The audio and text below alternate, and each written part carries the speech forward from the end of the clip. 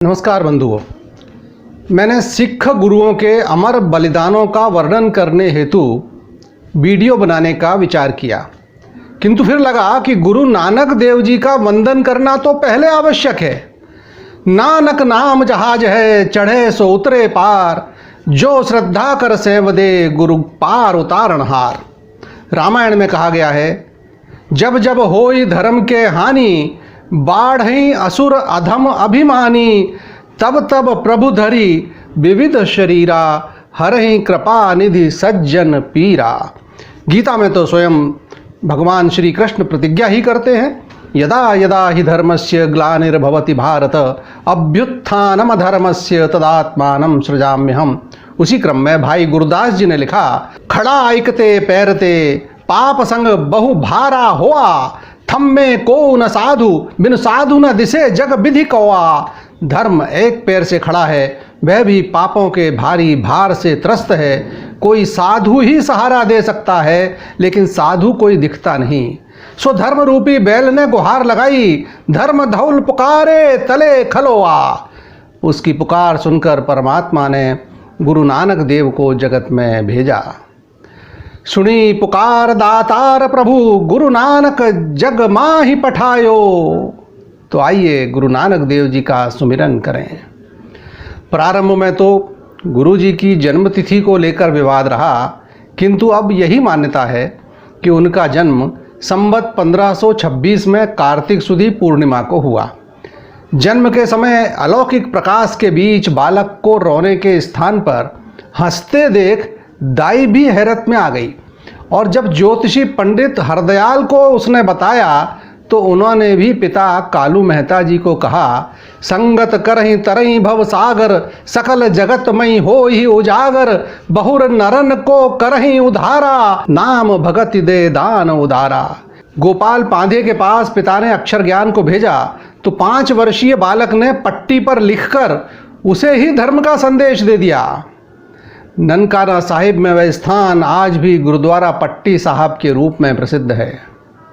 जब पट्टी पर उपदेश लिखने की बात जानी तो पिता कालू मेहता जी ने एक पंडित ब्रजलाल के पास संस्कृत पढ़ने भेज दिया। वहाँ पढ़ते पढ़ते जब फुर्सत मिलती तो अन्य बच्चों को सप्तश्लोकी गीता पाठ सुनाते। अब पिताजी को लगा कि कुछ काम धंधे की शिक्षा दिलाई जाए, तो फारसी सीखने को मुल्ला के पास भेजा। कुछ दिन पढ़े, फिर एक दिन न पढ़ते देख मुल्ला ने कारण पूछा तो बोले, तातू मुला तातू काजी, जान ही नाम खुदाई, जे बहु तेरा पढ़िया हो वहीं, को रहे न भरिए पाई। आप भी अगर खुदा का नाम स्मरण करते हो तभी काजी या मौलवी कहला सकते हो, क्योंकि चाहे जितना पढ़ा लिखा हो उसे अंत में जाना ही पड़ता है। तो इस तरह 6 वर्ष की उम्र से 15 वर्ष की आयु तक श्री नानक देव ने गुरुओं को अपनी आध्यात्मिक प्रतिभा दिखाते हुए व्यवहारिक शिक्षा पूर्ण की। अब बारी आई काम धंधे की। पिताजी ने पहला काम सौंपा भैंस चराने का, लेकिन ये ध्यान में लगे रहे और भैंस ने जमींदार का खेत चर लिया। उसने राय बुलार से शिकायत की कि आपके पटवारी के लड़के ने मेरी खेती अपनी भैंस को चरवा दी।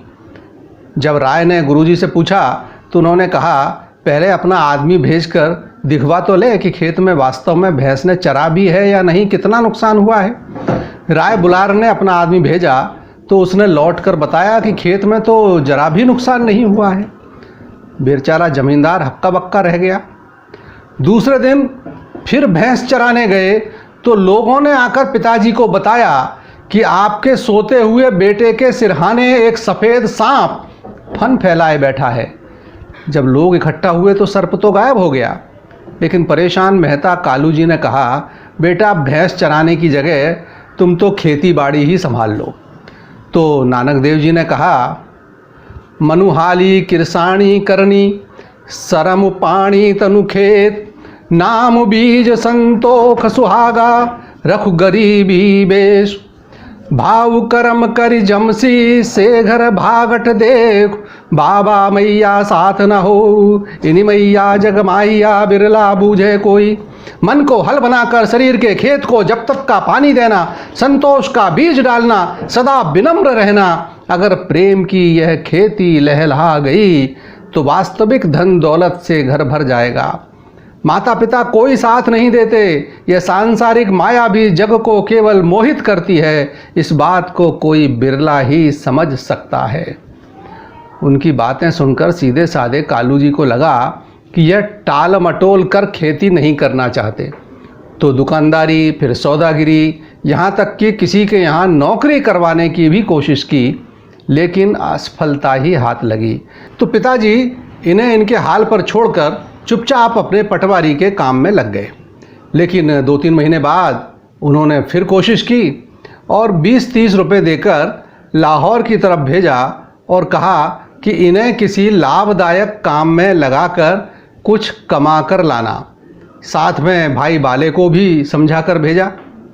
लाहौर के रास्ते में चूहड़ काणे गांव के बाहर जंगल में कुछ साधु भूखे बैठे थे।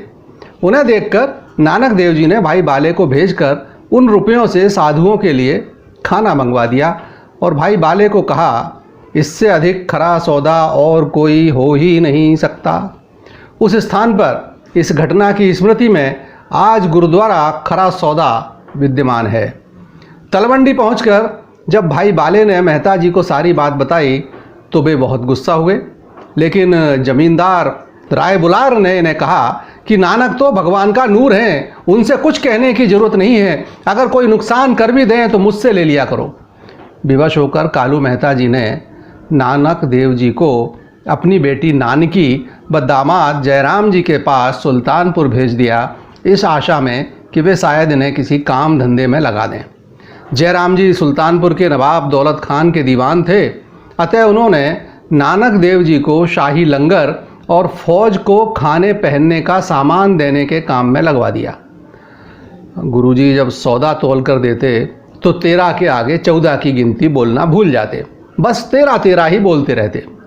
लोगों के पूछने पर कहा, नानक तेरा वाणिया तू साहिब में रास, हे प्रभु ये नानक तो तेरा दास है, जो आपकी तरफ से बनिया नियुक्त हुआ है, सब कुछ तेरा ही है। लोगों ने नवाब से गड़बड़ी की शिकायत की कि नानक सब कुछ लुटाए दे रहे हैं, लेकिन जब जांच हुई तो हिसाब किताब बिल्कुल सही निकला। काम धंधे में लगाने के बाद जयराम जी और नानकी जी ने माता पिता की सलाह से संवत 1544 में नानक देव जी का विवाह श्री मूलचंद खत्री की बेटी सुलखनी जी के साथ करा दिया। 13 का जाप करते करते नानक देव अपना काम भी करते रहे। तभी एक विचित्र घटना घटी। सुल्तानपुर के पास ही बहने वाली बेई नदी में नानक देव जी प्रतिदिन स्नान करने जाया करते थे। एक दिन उन्होंने जो डुबकी लगाई तो बाहर ही नहीं आए। साथ के लोगों ने जाकर जयराम जी को सूचना दी। गोताखोरों से खूब ढूंढवाया गया पर कुछ पता नहीं चला। सबको लगा कि डूब गए। परिजन रोते कलपते रह गए। लेकिन 2 दिन बाद वे घाट पर बैठे मिले। नानक देव जी घाट से घर जाने के स्थान पर दुकान पहुंच गए और वहां सबसे कह दिया, जिसको जो चाहिए ले लो। दुकान लुटाने के बाद वे फकीरी चोगा धारण कर श्मशान में जा बैठे। एक बार फिर शिकायत नवाब के पास पहुंची। फिर जांच हुई, लेकिन पता चला कि उल्टे नानक देव जी के ही 760 रुपये लेने निकल रहे हैं। नवाब ने काम करते रहने को कहा तो जवाब दिया, अब हमें कुछ और काम करने का ईश्वरीय आदेश प्राप्त हो चुका है। ओंकार सतनाम कर्ता पुरुष निर्भव निखेरु, अकाल मूर्ति अजूनी संभ गुरु प्रसादी। माता पिता सास ससुर बहन बहनोई सब रोकते रहे, पर पत्नी बच्चों को छोड़कर नानक देव तो मर्दाने मरासी के साथ निकल पड़े लोक कल्याण के दृढ़ संकल्प के साथ देशाटन को। इसे पहली उदासी नाम दिया गया। गुरुजी देश के कोने कोने में पहुंचे। लगातार 21 साल पैदल पैदल तिब्बत से लंका तक, नागालैंड से लेकर मिस्र आदि अरब मुल्कों तक, पहाड़ों, दरियाओं, समुद्रों, जंगलों, रेगिस्तानों को लांघते हुए। इस यात्रा काल के कुछ प्रसंग उल्लेखनीय हैं। गुरु नानक देव कुछ समय तक गुजरांवाला जिले में एमनाबाद रुके वहाँ वे केवल भोजन करने भाई लालो के पास जाते। शेष समय गांव से आधा मील दूर कंकरों रोड़ियों पर ही आसन लगाकर नाम सुमिरन करते रहते। यहाँ से ही उनका नाम नानक तपा प्रसिद्ध हुआ। उन्हीं दिनों सैदपुर के पठान राजा के दीवान मलिक भागो ने ब्रह्म भोज के दौरान सबको भोजन पर बुलाया, किंतु नानक देव नहीं गए। मलिक नाराज हो गया। उसने अपना आदमी भेजकर इन्हें बुलवाया और न आने का कारण पूछा। नानक देव जी ने एक हाथ में मलिक भागो के उत्तम हलवा पूड़ी लिए और दूसरे हाथ में लालो की सूखी बाजरे की रोटी और जोर से मुट्ठी भींची। देखने वाले दर्शक हैरान हो गए। हलवा पूड़ी में से खून रिसने लगा और सूखी रोटी में से दूध झरता दिखा। गुरुजी ने भागो को उपदेश दिया, देखो तुमने गरीबों को सताकर कमाए धन से स्वादिष्ट भोजन बनवाया, इसलिए उसमें से खून टपक रहा है, जबकि लालो ने खरे पसीने की मेहनत की कमाई से रोटी बनाई, अतः उससे अमृत तुल्य दूध झर रहा है। मलिक भागो को अपनी गलती समझ में आ गई और उसने भविष्य में गरीबों पर दया करने का प्रण लिया। स्थान स्थान पर साधु संतों फकीरों से मिलते नानक देव जी दिल्ली पहुँचे तो तत्कालीन मुस्लिम बादशाह सिकंदर लोदी ने इन्हें जेल में डलवा दिया। आरोप यही था कि आखिर कोई इस्लाम के अतिरिक्त किसी अन्य धर्म का प्रचार कैसे कर सकता था। अन्य कैदियों के समान नानक देव जी को भी जेल में चक्की पीसने को कहा गया। गुरुजी ने मर्दाने से कहा, मर्दाने छेड़ो रवाब। मर्दाने की रवाब की धुन पर गुरुजी ने एक शांत सा शब्द पढ़ा। कैदी चक्की चलाना भूल गए, जेल के संतरी भी मंत्र मुग्ध हो गए, जेल का दरोगा भी सब काम छोड़कर इनकी बैरक के सामने आकर खड़ा हो गया। और तो और उधर से गुजरता हुआ सिकंदर लोदी भी इतना प्रभावित हुआ कि उसने तुरंत गुरुजी के सम्मुख आकर अपने गुनाहों की माफ़ी मांगी। गुरुजी ने कहा कि गुनाह तो तभी माफ़ किए जा सकते हैं जब पश्चाताप सच्चे मन से हो। इन गरीब साधुओं ने क्या अपराध किया है जो इन्हें पकड़ा हुआ है। सिकंदर ने तुरंत सभी निर्दोषों को छोड़ने का आदेश दे दिया और भविष्य में किसी बेगुनाह को न सताने का प्रण लिया। सियालकोट का एक बड़ा अद्भुत प्रसंग है। हमजा गौस नामक एक फकीर ने गांव वालों को डरा रखा था। एक क्षत्रिय से नाराज होकर वह एक गुफा में बंद होकर बैठ गया था, यह कहकर कि 40 दिन तक न सूरज को देखूंगा और न गुफा से निकलूंगा और उसके बाद इस गांव को अपने श्राप से नष्ट कर दूंगा। गुरुजी ने उसके शिष्यों को कहा कि आज ही दोपहर फकीर को सूरज भी दिखेगा और वह गुफा से बाहर भी आएगा। सब गांव वाले गुफा के बाहर इकट्ठे होकर दम साधे दोपहर होने का इंतजार कर रहे थे। जैसे ही सूरज सिर पर आया, खरबूजे की फांक की तरह पहाड़ी बीच में से फट गई और सूर्य की किरणें फकीर पर पड़ने लगीं। वह घबरा कर भागा कि पहाड़ी कहीं उसके ऊपर ही न गिर पड़े। गुरुजी ने उसे प्यार से समझाया, किसी एक के गुनाह के बदले सारे गांव के लिए दुर्भाव रखना ठीक नहीं है। पीर ने भूल मान ली और भविष्य में कहर की जगह मेहरबानी का भरोसा दिया। यहाँ भी गुरुद्वारा बैर साहिब के नाम से स्थापित है, जहाँ गुरु नानक देव जी ने पीर हमजा गौस को सुमार्ग दिखाया था। गुरुजी संवत 1565 में अपनी ससुराल के गांव पंखों के रंधावे पहुंचकर गांव के बाहर एक बटवृक्ष के नीचे बैठ गए। जब ससुर मूले चौड़े को पता चला तो वे गांव के चौधरी अजिते रंधावे के साथ मिलने पहुंचे। अजिते की प्रेमपूर्ण विनती सुनकर गुरुजी रावी के बाएं किनारे डेरा डालकर टिक गए। बाद में चौधरी ने वहां कमरे बनवाकर जरूरत का सामान भी रखवा दिया। करोड़िया के नाम से मशहूर खत्री दुनोचंद लाहौर वाले ने गुरुजी के लिए एक धर्मशाला तथा जरूरी मकान बनवा दिया और फिर गुरुजी के माता पिता, उनकी पत्नी सुलखनी तथा दोनों साहिबजादे भी वहीं रहने आ गए। गुरुजी ने अपने इस नए स्थान को नाम दिया करतारपुर। लगभग 2 वर्ष करतारपुर रहने के बाद गुरु नानक देव ने अपना दूसरा देशाटन शुरू किया, जिसे दूसरी उदासी कहा गया। अपनी चौथी उदासी में गुरुजी काबा भी पहुँचे। उस समय का एक प्रसंग बड़ा मशहूर है। नीले कपड़े पहने हुए, हाथ में आला और बगल में किताब, लोटा और नमाज पढ़ते समय बिछाई जाने वाली दरी भी पास में। इस तरह हाजियों के वेश में वे जब मक्का पहुँचे तब रात हो चुकी थी, अतः सो गए। सुबह जब उस स्थान पर साफ सफाई करने सेवादार आया तो बड़ा गुस्सा हुआ। बोला, तू कौन काफिर है जो काबा की तरफ पैर करके अर्थात खुदा के घर की ओर पैर करके सोया हुआ है?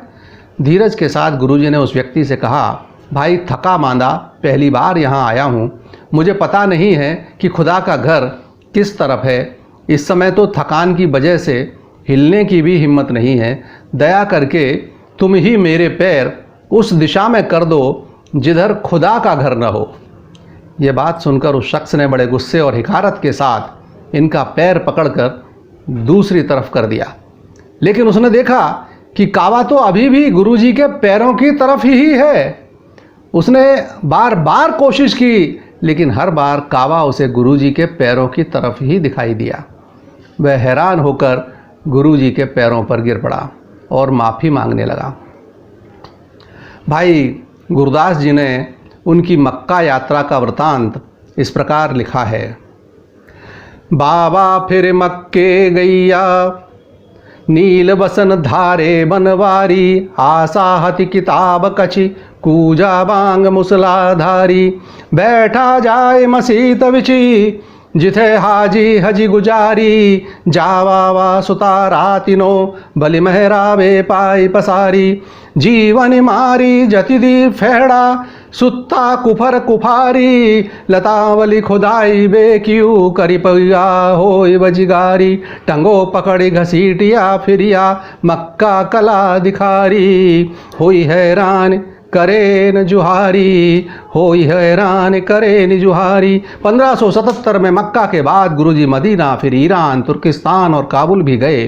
पेशावर से नौशहरे के बीच गांव हसन अब्दाल के बाहर जब एक पहाड़ी के पास बैठे, उसी पहाड़ी पर बली कंधारी नामक एक फ़कीर भी रहता था, जिसने तपस्या द्वारा कई सिद्धियां पाई हुई थीं। पहाड़ी की चोटी पर ही पानी का एक चश्मा था, जिससे पानी लेने हेतु गुरुजी ने मर्दाने को भेजा, लेकिन बली कंधारी ने पानी नहीं लेने दिया और उल्टे बोला, अपने पीर से कहो कि अगर ताकत है तो अपना नया चश्मा निकाल ले। मर्दाने ने आकर गुरुजी को बताया तो गुरुजी ने उनसे एक पत्थर हटाने को कहा। जैसे ही पत्थर हटा, वहाँ से एक चश्मा फूट पड़ा, पानी की धार बह निकली। इतना ही नहीं तो पहाड़ी के ऊपर वाला चश्मा सूख गया। गुस्से से लाल पीले हुए कंधारी ने पहाड़ी की एक चट्टान गुरुजी पर धकेल दी। चट्टान पूरे वेग से लुढ़कते हुए नानक देव जी की तरफ आ रही थी, पर वे निर्विकार अपने स्थान पर शांत बैठे थे। जैसे ही चट्टान गुरुजी के नज़दीक आई, बैठे बैठे ही अपने हाथ का पंजा फैलाकर उसको ऐसे रोक दिया मानो वह कोई फूलों की लता हो। कंधारी के होश फाख्ता हो गए। वह समझ गया कि उससे गलती हुई है। नीचे आकर पैरों पर गिरने में ही उसने अपनी भलाई समझी। गुरुजी द्वारा हाथ के पंजे से रोका गया वह पत्थर आज भी गुरुद्वारा पंजा साहब में देखा जा सकता है। आइए दिल से बोलें, जो बोले सो निहाल। सत श्री अकाल, सत श्री अकाल, सत श्री अकाल।